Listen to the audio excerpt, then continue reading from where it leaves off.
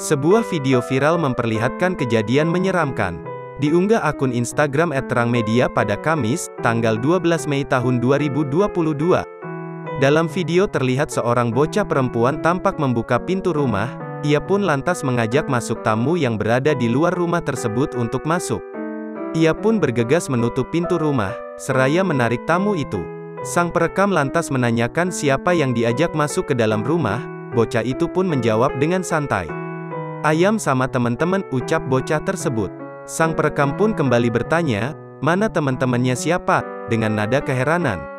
Sontak saja unggahan tersebut menuai beragam komentar warganet. Sebagian warganet merinding melihatnya, namun ada pula yang menanggapinya dengan candaan.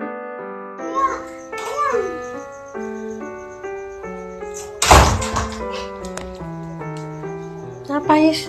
Kenapa? Dapat ayam sama teman-teman.